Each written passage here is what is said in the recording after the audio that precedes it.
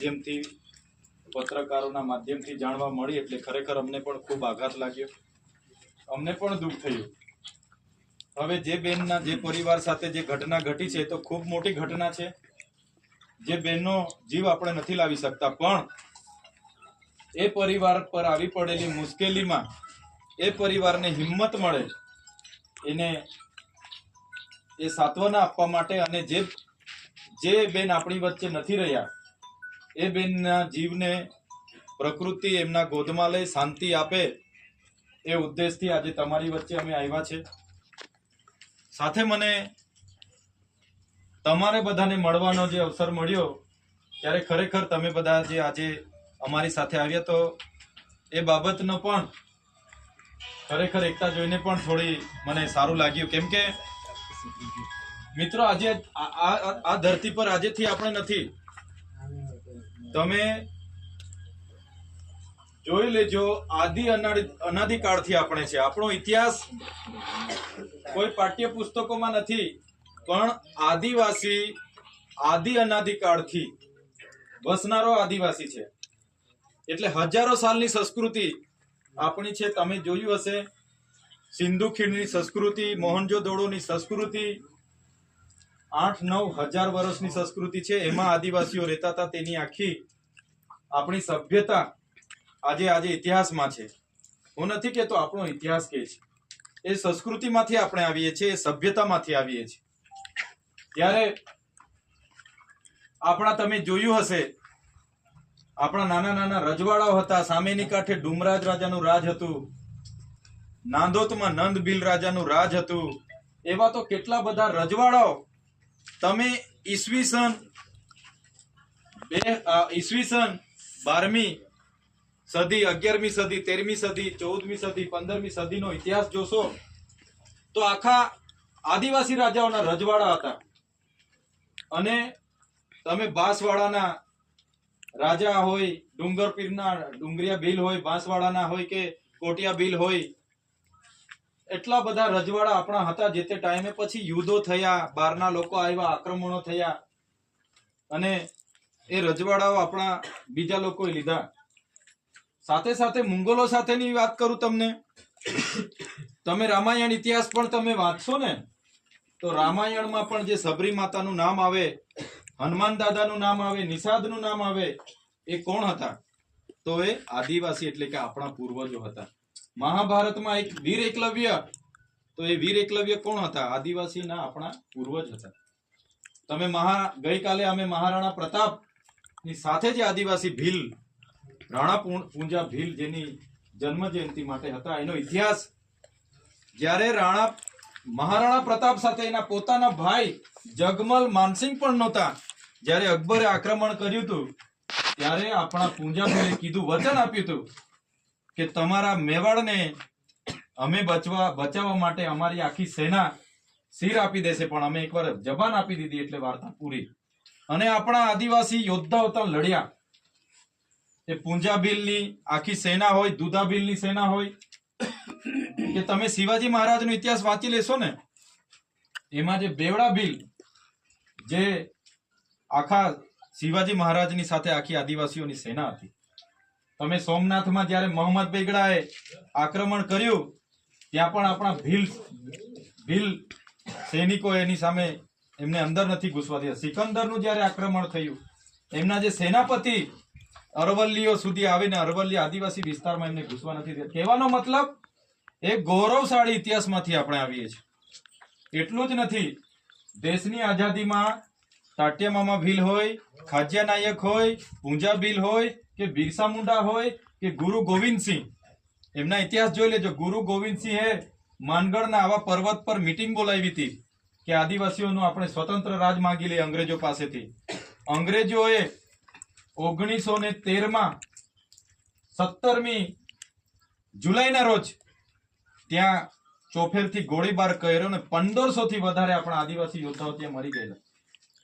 આજે એનો ઇતિહાસમાં કોઈ એ નથી. ત્યારે અંગ્રેજો સામેની લડાઈ હોય કે દેશના વિકાસની વાત હોય, આપણે નર્મદા થી તમે મારા કરતા વધારે અનુભવી અહીંયા વડીલો બેઠા છે, એમણે બધું જોયું છે, અનુભવ્યું છે, લડ્યા છે. એમણે વેઠેલું છે. જે તે વખતે આપણા બાજુના ગામડા આજે વિસ્થાપિત થઈ નવી વસાહતોમાં ગયા છે. તો આપણે વસ્તુ એવું છે કે આટલી બધી યોગદાન આપણે આપ્યું. પાણી અહીંથી આખા ગુજરાતમાં જાય છે, વીજળી જાય છે, છોટાઉદેપુરની રેતી આખા દેશમાં જાય છે, અહીંયા આંબા ડુંગરમાંથી યુરેનિયમ આખા એમાં જાય છે, કે જીએમડીસી માંથી લિગ્નાઇટ આખા દેશમાં જાય છે. આપણને કોઈ જ વાંધો નથી. દેશનો વિકાસ થવો જ જોઈએ. સ્ટેચ્યુ ઓફ યુનિટીમાં જમીનો ગઈ, નહેરોમાં જમીનો ગઈ, હાઈ ટેન્શન લાઈનોમાં જમીનો ગઈ, હવે રોડ રસ્તામાં આપણે હાઈવેમાં જમીનો જાય છે. કઈ વાંધો નથી. દેશના વિકાસમાં આપણે સહભાગી થવામાં આપણને કોઈ વાંધો નથી. દુઃખ આપણને ત્યારે થાય છે કે આપણે જ્યાં રહીએ છીએ ત્યાં નથી સ્કૂલ જર્જરિત હાલતમાં છે, માસ્તરો નથી, 108 આવે એવા રસ્તા પણ નથી. તો સરકારો સમાનતાની વાત કરે છે તો અમારી સાથે પણ ભેદભાવ નહીં થવો જોઈએ. આપણે આઝાદીના 78 વર્ષનો જ્યારે અમૃતકાળ ચાલતો હોય, અમૃત મહોત્સવ બધા મનાવતા હોય, કરોડો રૂપિયાના ખર્ચા થતા હોય, વાંધો નહીં, ઉત્સવો મનાવો, પણ અમારી સાથે કેમ ભેદભાવ છે એ પ્રશ્ન આજે ઉપસ્થિત થાય છે. આજે હું ફલાણી પાર્ટીમાં છું એ વાત નથી. આપણે બધા આદિવાસી છે તો આદિવાસી સાથે ભેદભાવ કેમ થાય છે?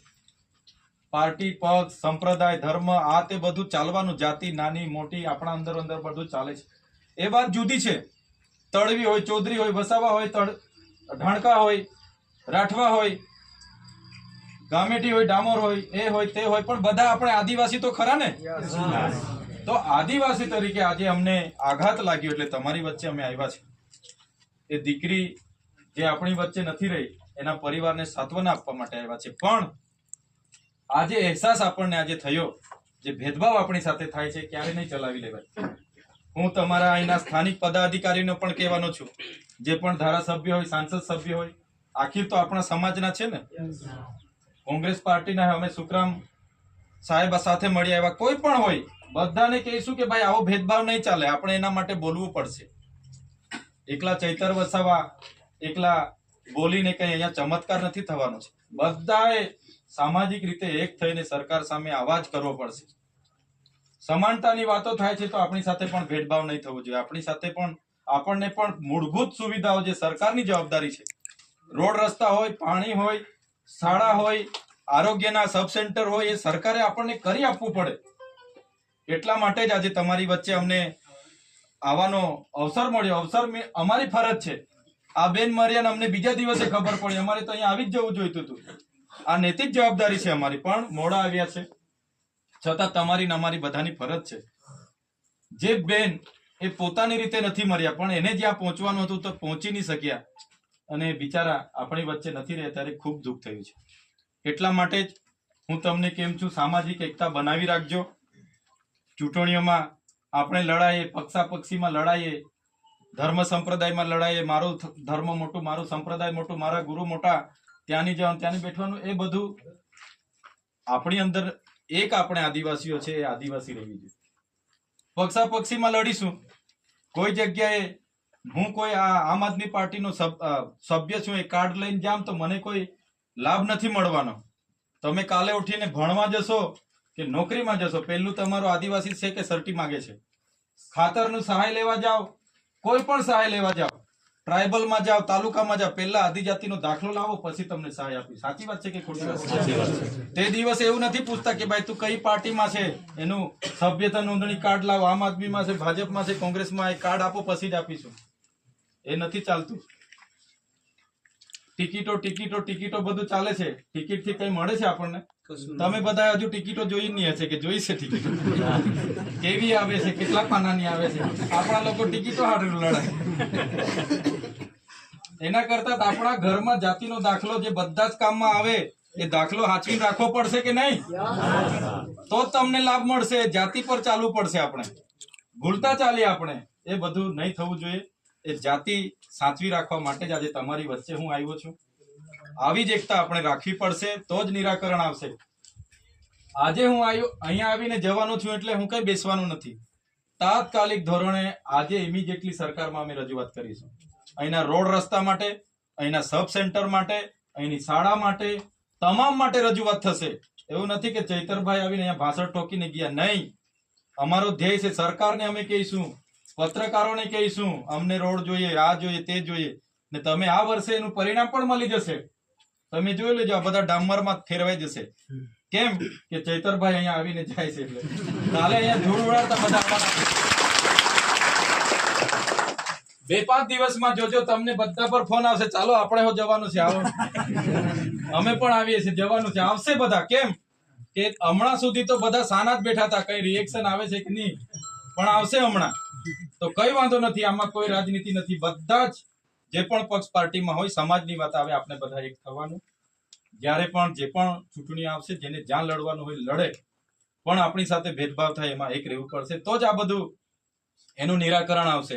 મને આજે ખુશી એ વાતની છે, ટૂંકો મેસેજ આપ્યો ગઈકાલે અને ટૂંકા મેસેજ થકી બધા સરપંચો હાજર રહ્યા, બધા આગેવાનો હાજર રહ્યા, મારા વડીલો, મારા સંત મહંતો, બધા યુવાનો હાજર રહ્યા. મને આનંદ છે, આ તમારી એકતા જોઈને મને આનંદ છે. નહીં તો આ બાજુ ઘરો બધા દૂર દૂર છે, મને એવું હતું કે આગેવાનો કદાચ મળે કે નહીં મળે, પણ તમે બધા એક થયા છો, આનંદ છે. બધા જ આવી રીતના રહીશું, બધા સાથે રહીશું. આપણી સમસ્યાઓ બહુ મોટી છે, જે રીતે તમે ભૂતકાળમાં બી જોયું હશે. હું પોતે ધારાસભ્ય બનીને મને એવા કડવા અનુભવો થયા છે. ઉઠી બેઠા કલેક્ટર હાથે લડાવવાનો, ડીડીઓ હાથે લડાવવાનો, એસપી હાથે લડાવવાનો, ડીસીએફ હાથે લડાવવાનું. શું મને પણ લડવાનો શોખ નથી, પણ આપણા લોકોને નથી મળતું તો દુઃખ થાય છે. હકરું નથી મળતું એટલે અમારે લડાઈમાં ઉતરવું પડે છે. નહીં તો મારે બી ઘરે બૈરી પોયરા છે, મને બી શાંતિથી ઊંઘવા જોઈએ. સાચી વાત છે કે ખોટી વાત છે? તો તમે જોતા હશો તો એવું થતું હશે કે આ ભાઈ ઉઠી બેઠા કેટલું લડાય છે, પણ હકનું નહીં મળે એટલે મારે લડાવવાનું, એમાં ચાલે નહીં ભાઈ. સીધી વાત છે કે નથી? નહીં તો આપણને કોઈ હાથે, મારે કા જમીનના ઝઘડા છે કલેક્ટર હાથે, મારે કા પીઆઈ હાથે મારા જમીનના ઝઘડા છે, નથી ઝઘડા મારે, પણ લોકો હાથે લડાવવું પડે. હકનું નહીં આપે એટલે લડાઈ માંગવું પડે. એટલા માટે જ આ જરૂરી છે. તમે બધા યુવાનો બધા શિક્ષિત છો, બધા સંપમાં રહેજો, વ્યસનોથી દૂર રહેજો, અને તમારો ભણવાનો સમય છે, ભણજો. નોકરી આજે ઘણી બધા ભણીને ફરે છે, અમને પણ ખબર છે નોકરીઓ નથી, પણ એકતા રાખીશું તો બધું થશે. કેવડિયા નજીક છે, તમારી ને અમારી એકતા હશે. કાલે ઉઠીને ત્યાં જઈને કહીશું ભાઈ યુપી બિહાર વાળા નીકળી જાઓ, અમારા વાળાને હવે લઈ લો. થાય કે નહીં થાય? કેમ કે આપણે જમીનો આપી છે, પહેલો અધિકાર આપણો છે. ત્યાં બધા હમણાં જેટલા પણ પ્રોજેક્ટોમાં બહારના બધા હિન્દી ભાષીઓને લાવીને ભરી દીધા, નહીં ચાલે. અમે જમીનો આપી છે ભાઈ. અમારા છોકરાઓને પહેલા લઈ લો નોકરીમાં, એ ફાયરમાં લેવાના હોય કે કોઈ પણ ગાઈડન્સમાં લેવાના, બધામાં અમારા છોકરા લઈ કહીશું. કેમ? આપણે બધા એકતા રહીશું. તારે નેરો કાઢી ડેમ બનાવ્યા, પાણી પણ માંગીશું, પણ આપણી બધાની એકતા હશે ત્યારે ને આપણી શિક્ષા હોય, આપણને પાણી મળશે, સારી રોડ રસ્તા મળશે ને આરોગ્ય મળશે, ત્યારે જ આપણી નોકરી મળશે આપણા છોકરાઓને, ત્યારે જ આપણું જીવન સુખી થવાનું છે. નહીં તો મેં જોયું છે, હું કાયમ ફરું છું, રોડ નથી, શાળા નથી, શિક્ષક નથી, પાણી નથી આવતું, લડેંગે જીતેંગે, સરકાર મુર્દાબાદ જ કર્યા કરીએ છીએ. આપણે 50 જણ જઈએ, આવેદન આપી દઈએ, સરકાર મુર્દાબાદ, અમને આપી દો, તે આપી દો, ખાડા પૂરી આપો, માસ્તર મૂકી આપો. સરકારને બધું ખબર છે, એમણે મૂકી દેવું જોઈએ ને. આજે ચંદ્ર પર માણસ જઈ આવ્યો તો શું તુરખેડામાં રસ્તો નથી? સરકારને નહીં ખબર હોય, એમના અધિકારીઓને ખબર જ હોય ને, પણ કેમ નથી બનાવ્યો એ પ્રશ્ન છે. એમના પર પણ હાઈકોર્ટમાં કાર્યવાહી થાય એવા આપણે બધા પ્રયાસો કરીશું. અને અમે તો તમે જોયું હશે, સરકાર સામે કાયમ બોલીએ છીએ. સરકારને અમારે એટલા માટે જ કહેવું પડે છે, એક બાજુ બધાનો વિકાસ એકદમ પાવરફુલ થતો હોય ને આપણો વિકાસ ના થતો હોય તો અમે સ્વાભાવિકપણે, હું રાજસ્થાનમાં જાઉં, મધ્યપ્રદેશમાં જાઉં કે મહારાષ્ટ્રમાં જાઉં, હું સરકારને કેમ છું, જો તમે અમારો વિકાસ નહીં કરશો તો અમે પછી અમારા પ્રદેશને ભીલ પ્રદેશ જાહેર કરીને એની રાજધાની કેવડિયા બનાવી લઈશું. સરકારને મેં કીધું છે, જોયું છે ને તમે? કેમ કે આજે પણ, કેમ કે અમેરિકા જેવા, અમેરિકામાં આપણા જેટલી વસ્તી નથી, છતાંય 50 રાજ્ય છે. તો આપણા ભારતમાં 28 રાજ્યના 8 કેન્દ્ર શાસિત પ્રદેશ છે. 29મું રાજ્ય બને તો શું વાંધો છે? આજે જિલ્લા બધા છૂટા પડે છે કે નથી પડતા? તમારું વડોદરામાંથી છોટાઉદેપુર છૂટું પડ્યું તો તમારી જિલ્લા પંચાયત કલેક્ટર કચેરી અહીંયા આવી ગઈ કે નહીં આવી ગઈ? નાનું કામ હોય તો વડોદરા જતા હતા, હવે અહીંયા ને અહીંયા બધું થાય છે ને. એવું જ આપણે કરવાનું છે. આપણે કઈ અલગ દેશ થોડા માંગીએ છીએ. આજે તમારો મધ્યપ્રદેશ સાથે પણ વ્યવહાર છે, તમારો અમારે ત્યાં પણ વ્યવહાર છે, તમારે મહારાષ્ટ્રમાં પણ રોટી બેટીનો વ્યવહાર છે. આપણી છોકરીઓ, આપણી બહેનોને ત્યાં આપીએ છીએ, વહુ લાવીએ છીએ કે નથી લાવતા? આપણે બોર્ડર થોડું જોઈએ કે ના ભાઈ મહારાષ્ટ્રમાં બોર્ડર નડે, આપણે નહીં જવાનું. એવું નથી ને? આપણી પૂજા વિધિ હરકી છે, આપણી ભાષા હરકી છે, આપણો પહેરવેશ હરકો છે, બોલી ભાષા હરકી છે, આપણો ખાવાની રીત રિવાજ બધું હરકું છે. તો જે ભીલ પ્રદેશ ભૂતકાળમાં હતો, તો આવનાર દિવસોમાં 29મું રાજ્ય બને એવા પ્રયાસો ધીરે ધીરે આપણે બધા કરીશું. કેમ કે આપણી પાસે પાણી હોય, આટલા મોટા પ્રમાણમાં વીજળી હોય, આટલી રેતી હોય, અહીંયા કોલસો આટલો બધો, લાકડું છે, જમીન છે, બધું જ છે. આપણે રોયલ્ટી એટલી ભરીએ છીએ, છતાં આપણી સાથે આવો ભેદભાવ થાય એટલે અમારે કહેવું પડે છે. એટલા માટે જ તમારી વચ્ચે આજે અમે આવ્યા છે. અને જે પણ આપણી વચ્ચે દીકરી નથી રહી એ બદલ અમે પણ પોતે, અમને પણ દુઃખ થાય છે કે અમારા વિસ્તારમાં આવું સરકાર સુવિધા નથી આપતી. અમે ધારાસભ્ય થઈને અમે નથી કરાવી શકતા એવું લાગે છે. પણ છતાં તમારા બધાના સહકારથી આવનાર દિવસોમાં સાથે આગળ વધીશું. જે પણ નાના મોટા સમસ્યા હશે, પ્રશ્નો હશે, બધા સાથે રહીને આગળ વધીશું. આજના આ ટૂંકા મેસેજમાં તમામ વિસ્તારના મહત્વના આગેવાનો તમે અહીંયા બધા મળ્યા છો, સરપંચો બધા આવ્યા છો, ગ્રામ પંચાયતના સભ્ય, પોલીસ પટેલ, યુવાન મિત્રો, તમામ પત્રકાર મિત્રો અને પોલીસ સ્ટાફના આગેવાનો પણ આવ્યા છે. તો બધાને હું બધાનો ફરજ, તમારી અમારી ફરજ હતી એવું સમજીને બધાનો હું આભાર માનું છું. અને મારે પણ આગળ હવે કાર્યક્રમો છે, ફરી